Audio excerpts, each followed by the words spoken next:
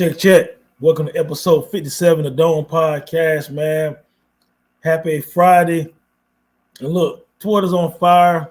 The hip-hop world's on fire because Kendrick Lamar decided to finally throw some more shots at J. Cole and Drake.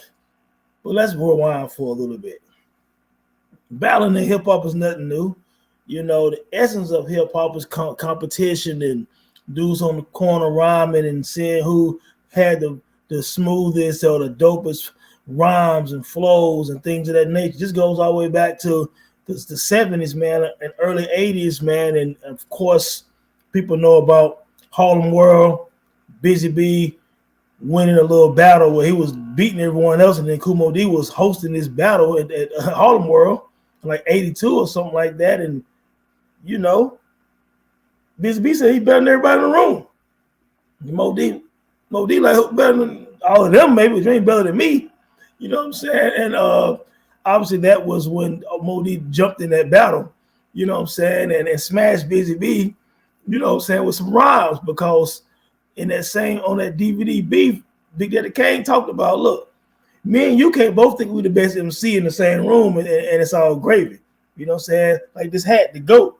Everyone want to be the GOAT, man. Shout out to LL. You know what I'm saying? So you can't say you're the best in anything, and competition not gonna happen.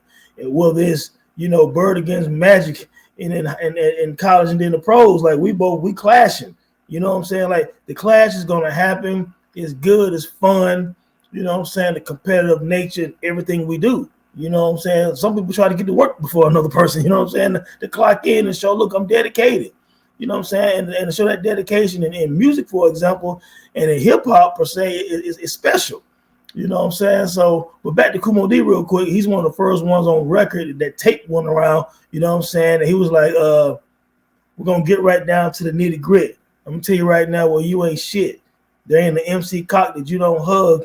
You been bitch your name from the love bug. You know what I'm saying? And he was saying stuff like that. And then he was just like, the rhyme scheme, the pattern.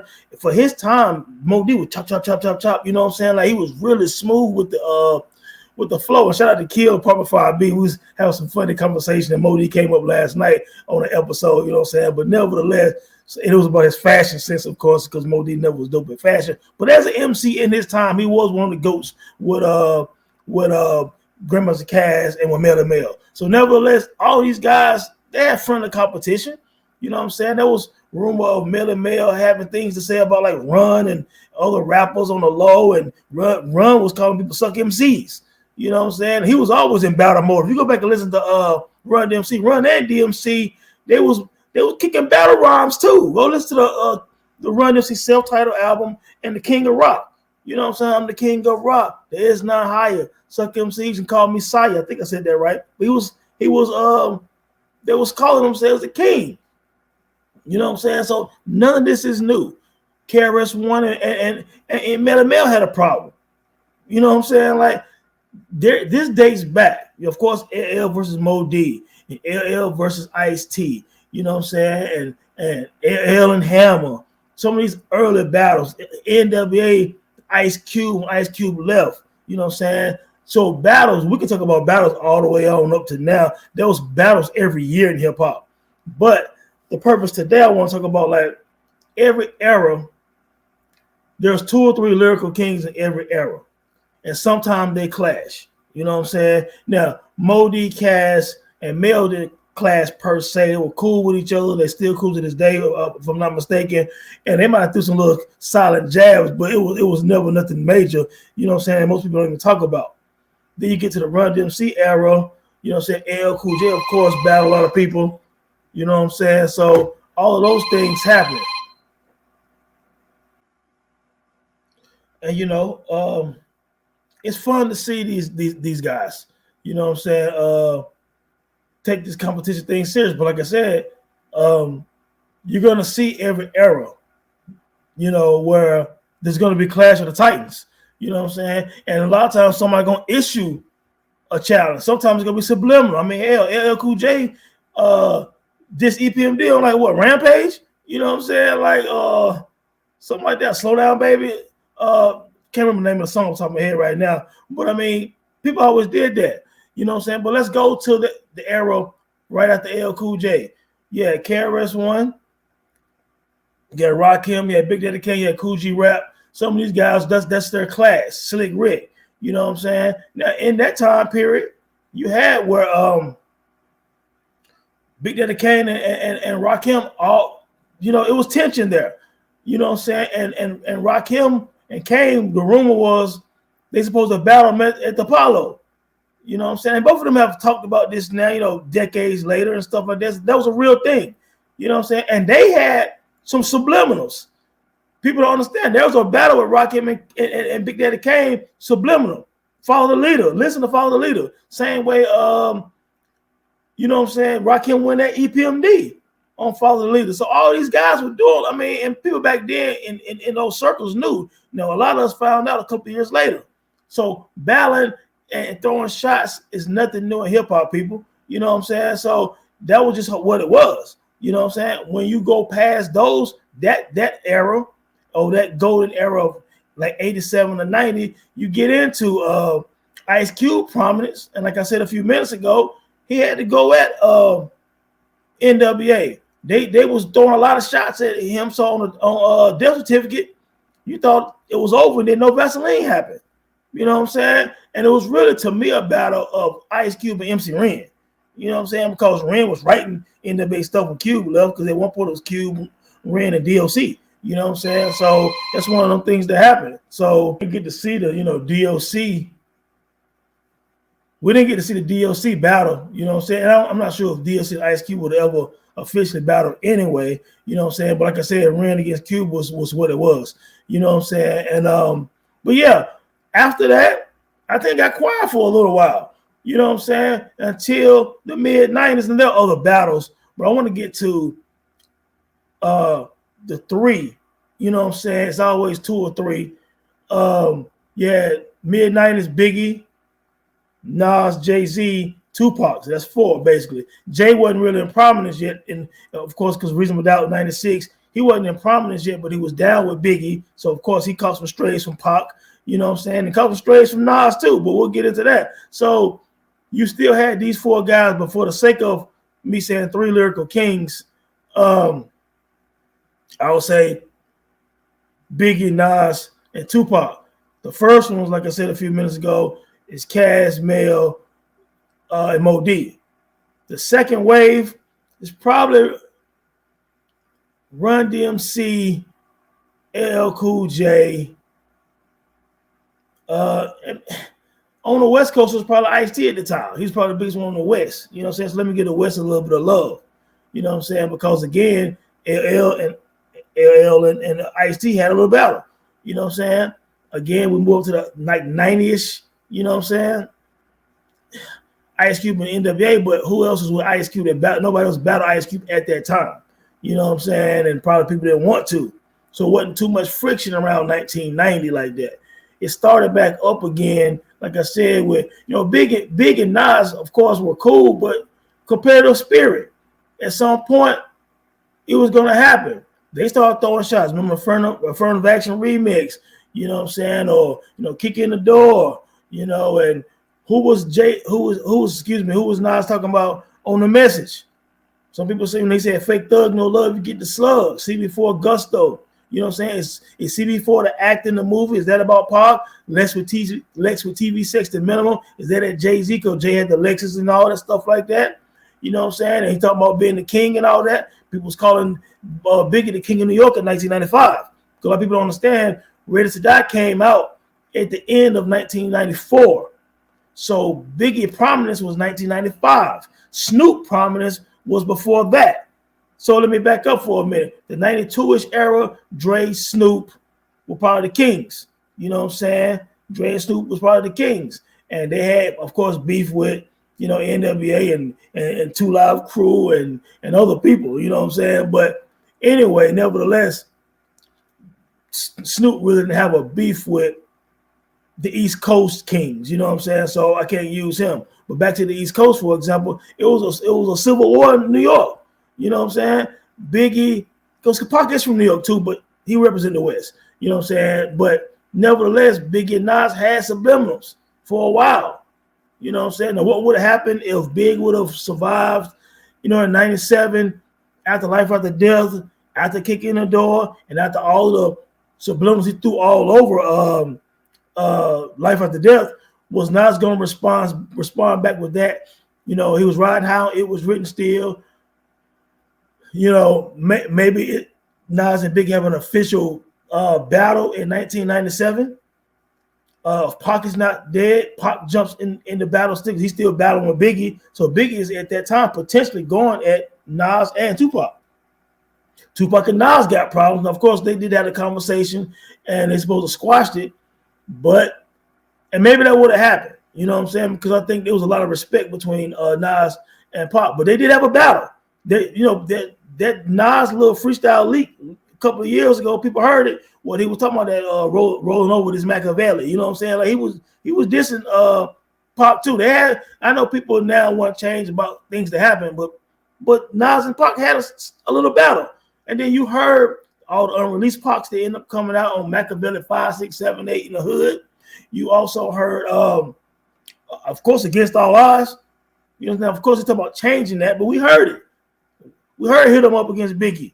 We heard Against All Odds where he dissed Bad Boy and De La Soul and Exhibit this Exhibit on Bomb first. I think that was the Outlaws doing that. But nevertheless, Against All Odds was a Nas diss more than anything else. You know what I'm saying? He was like, "You don't sound like Rakim, man." You know what I'm saying? It was like, little nigga named Nas think he live like me. Talk about he left the hospital, took 5 like me. You know what I'm saying? So yeah, you know what I mean? It was a battle there. So that was Nas, Biggie, and Pac at the time. Now, you fast forward a little bit more, you got the emergence of Jay-Z, DMX, Ja Rule. You know what I'm saying? And X and J threw shot subliminals at each other. Yeah, they're supposed to have Murder Inc. with Ja and all that, with all that stuff like that. Irv talked about it. Ja Rule talked about it. People have talked about what could have happened. A lot of ego there with people at the top. I remember going to the Hard Knock Life tour and Jay-Z and DMX co-headliner. Friendly competition, no doubt. But there was some competition there because when the Locks was going there, State Property and vice versa, Jadakiss album, that song Here We Go Again with DMX, only gave you the crown so I could knock it off your fucking head. You heard what I said? Fucking dead. You know what I'm saying? That verse, it was at Jay. You know what I'm saying? And I'm sure Def Jam and Lil might have been like, all right, Jay, don't respond back to that because y'all messed the money up. You know what I'm saying? But it was some friction there. Same way when Kiss was going at Siegel. You know what I'm saying? And of course, Kiss, Yonkers, X. You know what I'm saying? State Property, Beans, and all them on Rockefeller. This all happened. You know what I'm saying? So there was a small, quick little battle with Jay-Z and DMX that didn't manifest into something else that it could have. You know what I'm saying? And that had started way back years before that when that rumor was DMX and Jay-Z battling some pool hall uptown and Big L was the only person, he had the camera. You know what I'm saying? And he recorded it. You know what I'm saying? So, yeah, that all happened too. You know what I'm saying? So then, of course, after that, 50 Cent arrives. You know what I'm saying? So now you got 50 Cent is one of the kings now. Ja Rule, I know you don't want to hear it, but commercially, he was one of the kings for a little era too. So him and 50 Cent clash. You know what I'm saying? Now, they clash started in the street, started before 50 Cent reigned. But even when he reigned, he went at him. You know what I'm saying? So during that time, yeah, 50 Cent, Eminem, Ja Rule. We all know at some point, people forget about this. Ja Rule had a battle with Eminem too. You know what I'm saying?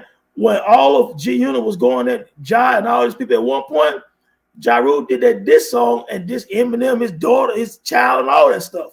People seem to forget about that. So you had Ja, 50, and Eminem and all them all tussling. You know what I'm saying? It happens.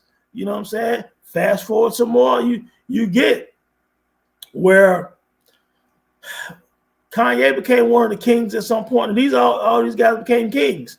You know what I'm saying? Kanye didn't get into no battle. You know what I'm saying? But at some point, J. Cole did do that False Prophets, and rumor is he was talking about Kanye and Wale. And at one point, people thought Wale was going to really blow up even more. He had a successful career. But some people thought Wale was going to be one of the guys with that new era of Drake, Kendrick Lamar, you know what I'm saying, J. Cole and all these guys. Wale was there, Big Sean was there, and a few other guys was there. You know what I'm saying? And Meek Mill as well. someone started falling by the wayside. Drake had a battle with Meek, took Meek out. Drake had a battle with Common. Some would say kind of took Common out. Common kind of backed off at some point, you know what I'm saying? But we know what Common did when him and Ice Cube battled in the 90s, you know what I'm saying? So we know Common is a battle rapper, you know what I'm saying? So obviously I feel like, if Common really would have focused on the battle with Drake, he'd have killed Drake, you know what I'm saying? To me, now popular Drake would have got more spins, but when it came to just a battle and lyrics, Common would have got him nice, you know what I'm saying? But Drake is nice when he want to be nice, contrary to Twitter. You know what I'm saying? So, yeah, now you have the new era of lyrical kings of J. Cole, Kendrick Lamar, and Drake. There's been friendly competition now for a decade, excuse me. And now, like, it might hit heads. Drake had to deal with Pusha T. That didn't work out so well because the story added on. It took Drake out. And it was because of what he said in that song. I thought that Drake's song, that Duppy joint, was better to me.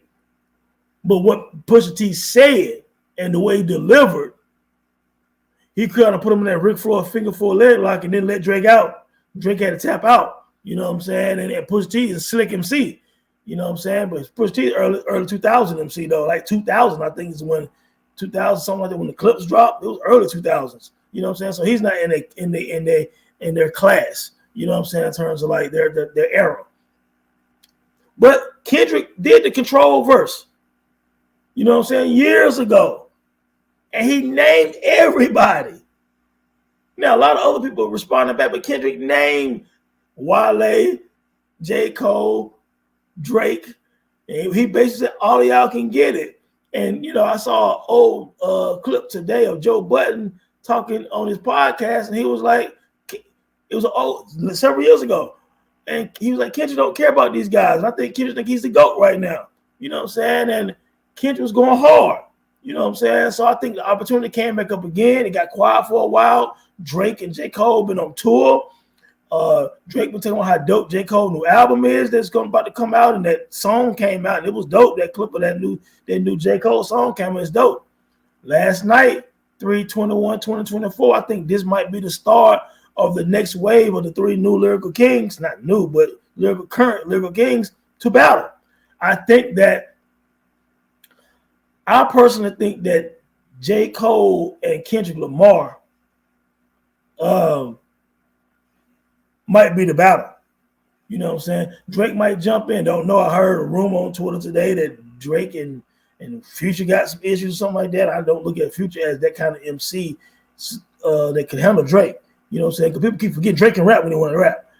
But when it comes to J. Cole might be rapping at the highest level right now in terms of just spitting. We saw what he's done over the last couple of years with features. Some of these guys that y'all love so much, J. Cole was smashing on record. You know what I'm saying? I know it ain't a popular thing to say, you know what I'm saying? But he was giving some of y'all guys y'all love so much, underground guys, some work. You know what I'm saying? So I think J. Cole, as far as technically, been rapping better than everybody lately, outside of maybe somebody like Ransom, you know what I'm saying? But Ransom ain't in these guys' leagues in terms of popularity. But Kendrick went backwards a little bit in terms of like his rapping and was more creative and personal stuff on that. The Big Stepper joint, man. It was a deep album, and he did have an N95. He still showed he can rap, of course. But a lot of the joints was more melodies, and it was probably something that you would think Andre 3000 would do. You know what I'm saying? And some from To Pimp a Butterfly and the Mr. Morale, the Big Stepper, it sounds like Andre stuff to the degree that he was rapping like hell to Pimp a Butterfly. But nevertheless, this album that came out was more like his personal therapy session, personal diary. But I think he wanted to get back in that rhyming bag, back to that Good Kid, Mad City. And that damn, I think he want to rap like that again. I think the timing is right. Again, people gonna clash. You know what I'm saying? And it's good for hip hop because this is one of the ones we know is not going to be anything but some dope rapping. You know what I'm saying? Like if Cole and Kendrick do a battle, dope rapping, spitting bars, seeing who with style overcome who, that might be a good one. We know this is not a Ja Rule and 50 where it's gonna spill into the streets where cats gonna really get into real physical fist fights. You know, it's not gonna be where somebody's boys go into everybody else's boys, like when Jeezy and Gucci Mane had real beef in the street, to the point where even when they did their verses years after they beef, it was a dark, eerie energy in the building. You know what I'm saying? Where people was like, man, in a minute now, these crews could be shooting up in this club. You know what I'm saying? Like, hopefully they can just stay playing these songs. And at one point, Gucci got real disrespectful, you know what I'm saying, about, dude that he killed, Jeezy guy. It was a grim situation. So none of this will be like that. Of course, the 90s, we know Big and Puff beef was really rap beef. Really more on Pac's side more than anything, but then Biggie kind of threw subliminals back because Pac had been saying his name a lot. They didn't die over rap music. They really died over nothing, though. You know what I'm saying? Unfortunately, like I always say, I feel like Pac loyalty to Death Row at the time got involved with some bad people. The gang politics got him killed. Biggie and Puff and Bad Boy, bad decision to go on to the West Coast 6 months after Pac died. In that kind of environment, did the streets do it? Did some people who was down with Death Row and down with Suge Knight and down with LAPD, because Suge did have off-duty cops as security also. A lot of rumors with that, what happened with Biggie. I do think Biggie death is a direct retaliation for Pac being dead. Both very avoidable. Of course, that's sad. Of course, we lost a lot of rappers, you know what I'm saying, to street violence over the last 20 years. But these guys, it's not that type of situation. These are artists. You know, Kendrick is an artist. Some of the best hip-hop I've heard in 20 years from Kendrick Lamar. J. Cole is an artist. If you look at, when he was on David Letterman way back doing the Ferguson all day, he did that Be Free joint when he rapped and kind of sing a little bit. That's artistry, man. Dude is very dope. Drake, sing, rap, write for other people, contrary to popular belief. When he came out, he was writing rap and R&B for people too.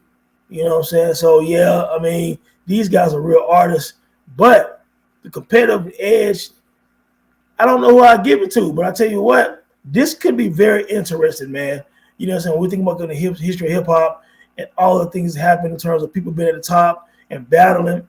Subliminal's been going on forever in hip-hop, y'all. I just named some. I just told you. Rakim threw subliminals at EPMD and Big Daddy Kane. You know what I'm saying? Kool G Rap took shots at everybody subliminal. You know what I'm saying? Like the way his rhyme style was all about throwing shots and inviting you to a battle. Same way his protege, Big Pun, when I say protege, his Big Pun's biggest influence, G-Rap. Pun was in battle mode all the time.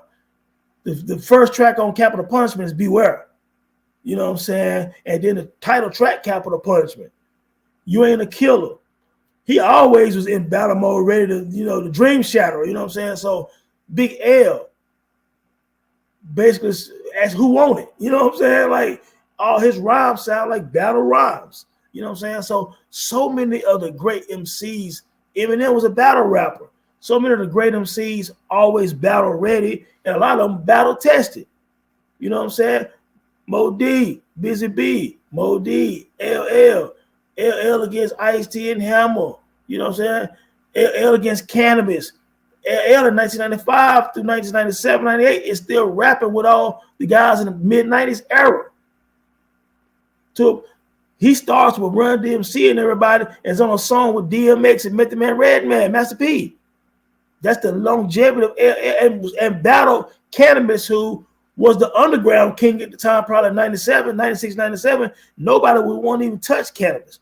You know what I'm saying? Like his freestyles and stuff like that, from Beats from the East with Lost Boys, Redman to A+. He was down with the Lost Boys to all the freestyles and everything, man. It was, but LL battled him because, LL felt disrespected, jumped on the joint. I mean, LL even was on, he does Who Shot You with Prodigy, Keith Murray, Fat Joe, and everybody. Foxy Brown is on the song, and he's like, female rappers too. I don't give a fuck, boo. Word. You know what I'm saying? rhyming the months in the source for 20 years. I mean, was he dissing Foxy? Because he dissed EPMD on the song he was on with him. You know what I'm saying? So my point is, all competition. Jay-Z and Nas, for example, and I'm gonna get back to Kendrick and Cole and Kendrick Cole and caught a memory lapse.